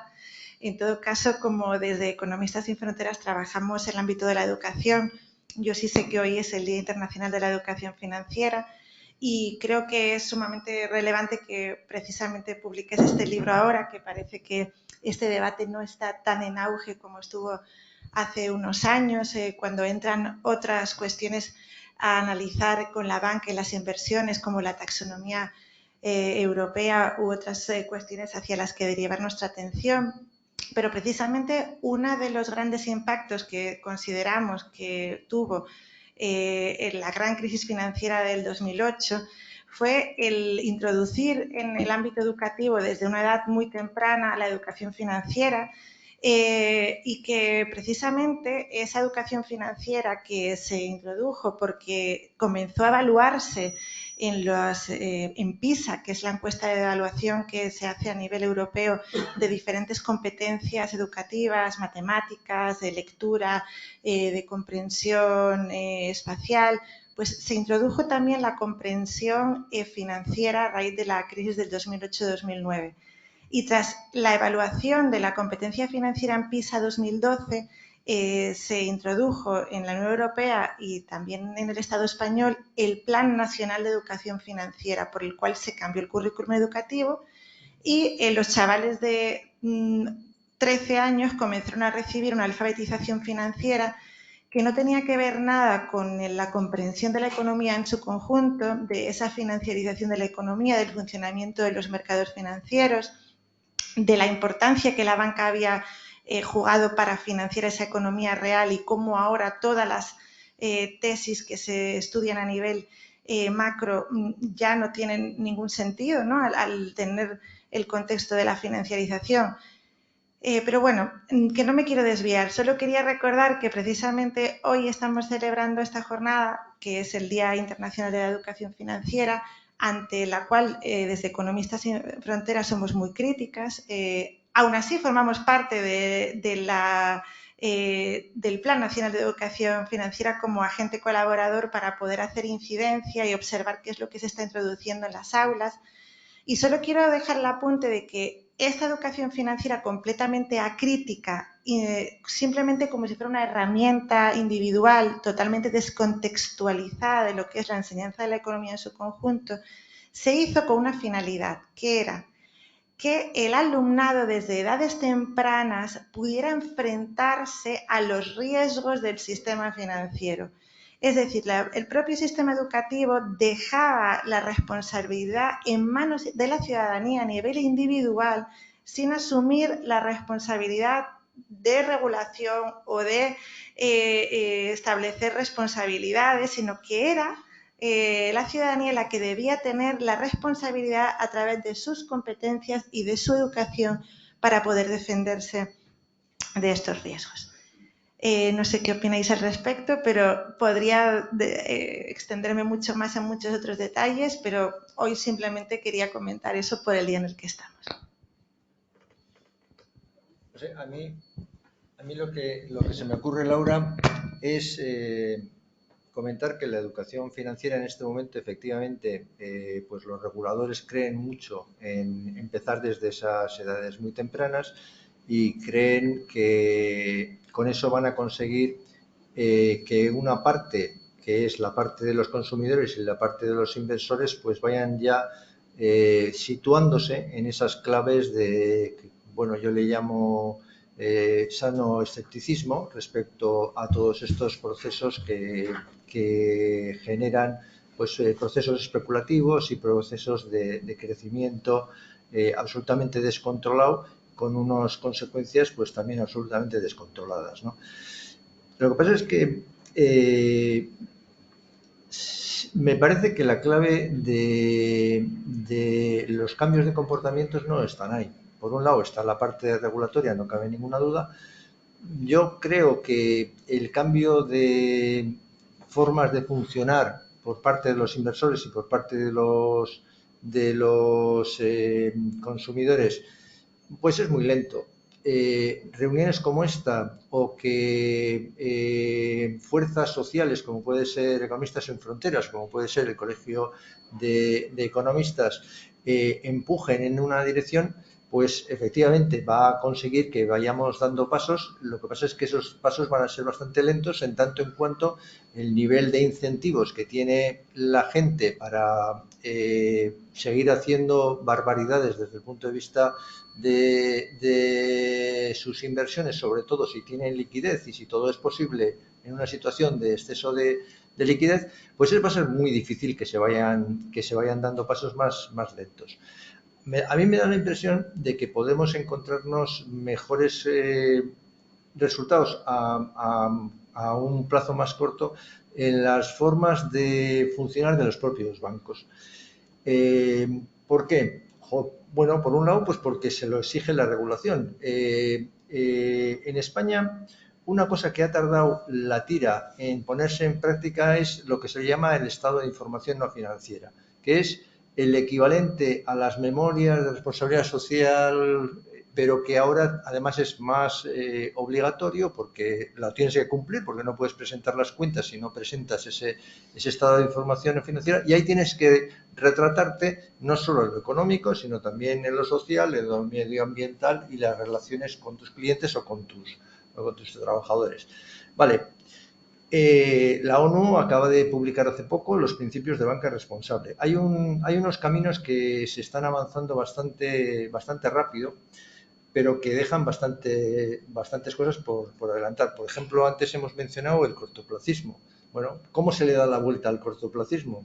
Pues a base de convencimiento y a base de cambiar las formas de actuar. Al final, de tener en cuenta un concepto que en otros términos sería el bien común, que estoy viendo por aquí alguna persona que lo explica muy bien. Le suelo invitar a que lo explique a mis alumnos de la universidad, pero que al final es tener en cuenta los intereses de todos los distintos grupos de interés. Tener en cuenta que la participación de las personas en la empresa, pues uno de las consecuencias que tiene es el control de los procesos de decisión, el generar elementos organizativos que hacen que las tomas de decisiones sean diferentes dentro de la empresa. Y no me quiero alargar mucho, pero quizás por mencionar solo muy de pasada, y si queréis podemos profundizar, hay una resolución del Parlamento Europeo sobre la democracia en el trabajo de finales del año 2021 que lo que dice es que, bueno, ya sabéis que el Parlamento Europeo no hace leyes, es el único parlamento del mundo que no hace leyes, pero lo que le pide es que a la Comunidad Europea y a los países miembros legislen de manera que se fuerce la participación de los trabajadores en las empresas, incluidas las empresas bancarias, con el objetivo de que con eso se consiga un mejor control de la sostenibilidad, un mejor control de la toma de decisiones y que actúen organizativamente como factores adicionales a la hora del funcionamiento de los consejos de administración o de los máximos órganos rectores. Y un flash nada más. Y eso no tiene solución, no es que haya una receta de amplia aplicación, sino que es algo que luego hay que aplicar esa receta en cada uno de los ámbitos empresariales concretos. En la banca en este momento está apareciendo un concepto que es el de comité ético. ¿Qué es el comité ético? Bueno, pues en este momento no es nada. Es una percha en la que se van colgando elementos organizativos que pueden ayudar a avanzar en ese cambiar las formas de trabajar, cambiar las relaciones de poder y ir a donde el Consejo de Administración con determinadas declaraciones institucionales que hacen todos los bancos del mundo, diciendo que las personas son lo primero y que nuestra actuación respecto a ellas tiene que ser extraordinariamente respetuosa. Y al final la derivada es que hay que empoderar a las personas que trabajan en el banco y que hay que empoderar a la sociedad civil que está fuera del banco, pero que es su cliente. Pero ese paso es más difícil de dar. Entonces, bueno, pues una de las soluciones que están apareciendo, por ejemplo, es esa del comité ético. El comité ético, que lo que se dice es vamos a buscar algún elemento organizativo que se ponga delante del Consejo de Administración para llevarle a un camino en el que esas grandes declaraciones y esas buenas intenciones se empiezan a convertir en buenas prácticas concretas y se le va al Consejo de Administración, se le dice con un criterio bastante anglosajón, cumple o justifica. Esto que estás diciendo tiene estas derivadas y vamos a justificarlos. Yo conozco dos casos de comités éticos. Conozco uno de un banco ético que me parece que es bastante poco extrapolable a los bancos comerciales porque es un comité ético que entra en cada una de las operaciones que se hace en el banco.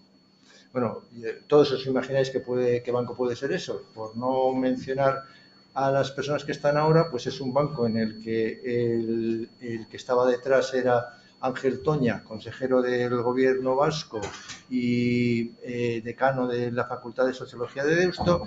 Con él estaba, cuando se acercó a Laboral Cucha, nada menos que Pedro Luis Uriarte, al que no hay que presentar. Con él estaba Mario Fernández, al que tampoco hay que presentar. Con él estaba Joseba Segura, actual obispo de Bilbao, que tampoco hay que presentar, y que es un banco que tenía un perfil de que lo ético es tan importante como lo comercial. Eso no es extensible a otros bancos, pero tienen un comité ético muy metido en la operativa. Yo creo que eso no es el ejemplo. El ejemplo sería más un comité ético que está metido en las políticas, que está metido en presentarse delante del Consejo de Administración y a exigirle que haga las cosas que dice que en sus grandes declaraciones que hay que hacer y demás. Y todo esto, si no empezamos desde la educación, no vamos a ningún sitio. Eso, Laura, igual me he ido un poco lejos de tu pregunta, pero me da la impresión de que los pasos van por ahí. José Ángel, ¿querías comentar algo? Sí, comentar, ¿no? Más que a lo que ha preguntado Laura, que como soy de Economistas Sin Fronteras, yo no lo discuto, es la línea oficial. No, pero sí en relación a lo que estaba diciendo, estaba pensando lo que has ido diciendo finalmente, ¿no, John?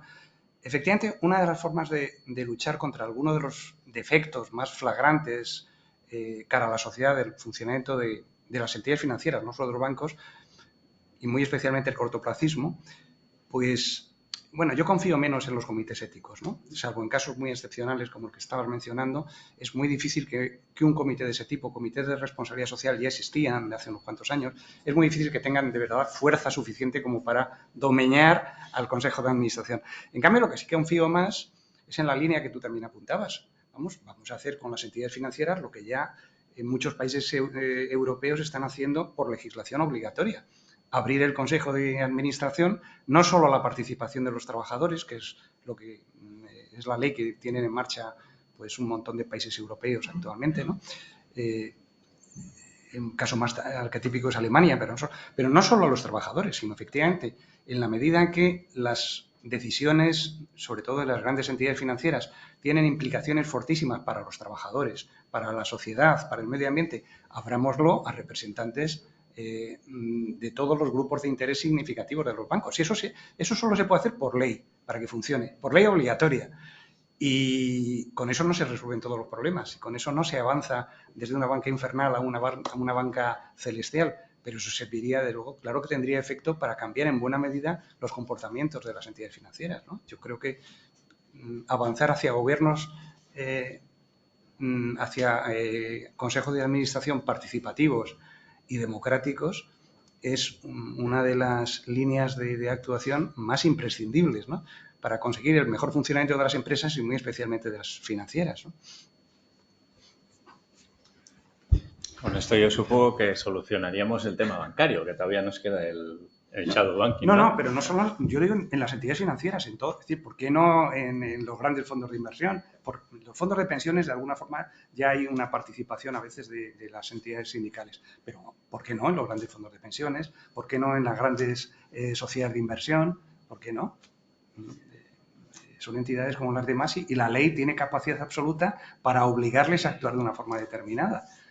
Luego será muy difícil entrar en cómo operan en la práctica, pero sí que puedes actuar en el Consejo de Administración, y cuando en el Consejo de Administración es decir, el cortoplacismo, ¿a quién beneficia? ¿Por qué son tan cortoplacistas las entidades financieras? Beneficia a los accionistas, mayoritarios fundamentalmente, y a los grandes directivos, que fuerzan el cortoplacismo para llevarse una montonada de dinero en incentivos por operaciones a corto plazo, sin cuidarse de los problemas que esto genera a largo plazo cuando ellos ya no van a estar en las entidades, ¿no? Entonces, ¿cómo se puede evitar eso? Pues generando poderes compensadores en los consejos de administración para que no solo las entidades funcionen en función de los intereses de accionistas y altos directivos, ¿no? ¿Por qué no se va a poder hacer? No solo en la banca. La banca es más fácil, pero ¿por qué no en grandes fondos de inversión, en grandes fondos de pensiones, en grandes aseguradoras, ¿no? ¿Por qué no? No sé si alguien más en el grupo tiene algún comentario o... No, la verdad es que yo no sabía que se celebraba ese día hoy, así que muchas gracias por la información. Otra cosa que he aprendido entre las muchas que he aprendido hoy, ¿no? A mí se me ocurre, aparte, bueno, no voy a insistir en el tema del cortoplacismo que afecta al hombre común y corriente, a quien que se dedica a esto no le han preguntado, oye, dime qué valor va a subir la semana que viene o el mes que viene. Pues yo qué sé, ¿no? Estas cosas no se hacen así, ¿no? Las inversiones se hacen a medio o largo plazo, ¿no? Pero los propios gestores de dinero tienen esta mentalidad, porque es que el sistema está organizado de manera que a uno le controlan no solo cada año, sino cada trimestre. Entonces, a veces cada día, efectivamente, pero como mínimo cada trimestre. Entonces es imposible adoptar una política de inversión de una cartera a medio o largo plazo con ese tipo de controles, ¿no? Es imposible. ¿Y cuántas veces hemos visto? Yo lo he visto muchas veces en la carrera, gente que tiene una idea muy buena, que al final resulta válida, pero resulta válida dentro de 3 o 4 años. Entre medio te has equivocado y te han echado, ¿no? Entonces, claro, a nadie quiere que le ocurra eso y entonces te acabas adaptando a lo que te exige el sistema, ¿no? Pero eso sí me lleva a una idea que igual es un poco, sería prolijo desarrollar aquí, pero está relacionado de alguna manera, y es una idea, una hipótesis que es la de que las grandes crisis financieras, desde luego las dos grandes crisis de los últimos 100 años, es decir, la del 2008-2009 y la de, bueno, que en Europa se prorrogó hasta el 2012, ¿no? Y la del 29-30 del siglo pasado, ambas han coincidido con periodos en los que la desigualdad de la renta había aumentado muchísimo. En los años 20 del siglo pasado, en los años 90, en los años 2000 de este año, de este siglo, ¿no? ¿Y cuál es la conexión que hay ahí? ¿Y qué relación tiene con la falta de educación financiera? Bueno, pues quizá es al aumentar la desigualdad de la renta se genera un incentivo a gente menos conocedora financieramente, pues para mantener el nivel de vida, a endeudarse, endeudarse, y al final son los que pagan el pato, porque cuando llega la crisis, pues son los que más dinero pierden, donde más, digamos, casas se pierden, más dinero del ahorro se pierde, y luego, la paradoja de las paradojas, para solucionar o para aliviar esa crisis, se mantiene una política monetaria muy expansiva, como la de los últimos 15 años hasta hace año y medio, y eso hincha el valor de los activos de los que se benefician las personas que tienen mayor renta. Es decir, que más a más se produce un doble efecto sobre las clases medias bajas o las clases menos pudientes, ¿no? Es decir, ahí hay un mecanismo un poco sutil en el que el aumento de la desigualdad en la distribución de la renta lleva a un aumento del endeudamiento, de lo cual la banca se aprovecha, etcétera, etcétera, y acaba generando unas burbujas perjudicando a aquellas personas que tienen menos educación financiera, precisamente, ¿no? Claro. Y que no han previsto todas estas consecuencias. Claro. Fíjate que esa era una de las razones por las que Minsky decía que para evitar la inestabilidad financiera no bastaba con controlar el sector financiero, sino que tenía que haber una intervención pública mucho mayor en el conjunto de la economía, entre otras razones, para reducir la desigualdad. Claro.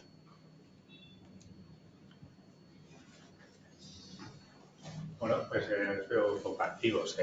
Son las 8:10. No sé si queréis comentar alguna cosa más. No me creo que entre tanta gente no tengáis alguna inquietud o reflexión que compartir. Yo lo único que comparto es más o menos la opinión de los tres que han hablado, pero me interesa particularmente un punto de vista. Estamos hablando de un problema político, finalmente, de voluntad política. Punto. ¿Cómo se realiza esto en estos tiempos convulsos donde los problemas se agigantan de todo tipo, no solo financieros, sino ecológicos, etcétera, etcétera? Hace falta voluntad política. ¿Cómo se consigue eso? Con la educación, por supuesto, pero no hay tiempo. No tenemos tiempo, hay que actuar. Sí. No tengo más que decir. Desde el pesimismo te hago esta reflexión. Si tuviese la solución, no estaría aquí en el Colegio Vasco de Economistas, estaría seguramente en la Asamblea General de Naciones Unidas, ¿no? Por supuesto, quizá, sí que entre otros sitios. Pero quería recordar una reflexión de uno de los economistas españoles que mejor ha reflexionado sobre el sector financiero y que a veces es poco recordado. El profesor Antonio Torrero, que ya es muy mayor y está jubilado, profesor de la Universidad de Alcalá de Henares, y que ha escrito mucho sobre el sector financiero. Y decía, bueno, evidentemente estamos en una situación terriblemente peligrosa. Ha venido la crisis de 2008, parecía que nos habíamos dado cuenta, pero al final se han puesto parches, seguimos igual. ¿Cómo se va a poder remediar esta situación? ¿Cómo se va a poder embridar de verdad al sector financiero, reducir la complejidad, la dimensión, el riesgo? Dice, pues desgraciadamente, dice él, soy de la opinión de los que creen que solo con una crisis mucho más severa que de la de 2008 nos daremos cuenta del desastre que puede producir esto, ¿no? ¿Cómo nos damos cuenta de la necesidad de actuar de verdad contra el cambio climático? Pues cuando las consecuencias sean mucho más superiores que las que estamos padeciendo. Es decir, cuando aquí tengamos los problemas que están teniendo en el Sahel, ¿no? Claro. Mientras tanto, es muy difícil que la humanidad reaccione y ceda en niveles de comodidad, de bienestar, que los políticos se quieran arriesgar a decisiones que son inmensamente impopulares, porque afectan a muchos sectores, porque ralentizarían el crecimiento, perjudicarían el nivel de vida de muchos sectores. Pues seguramente solo ante crisis muy graves la humanidad reacciona. O reacciona o desaparece, ¿no? Sigo siendo muy pesimista, pero creo que hay una posibilidad de esperanza en la capacidad de reacción ante crisis muy severas. Sin olvidar otra verdad, que es que la liquidez busca las rendijas posibles y contra eso pues también está la propia naturaleza humana. Así es. El riesgo en los mercados financieros es como la energía física, ¿no? no se crea ni se destruye, solo se transforma, se va moviendo de un sitio a otro, pero desaparecer no desaparece.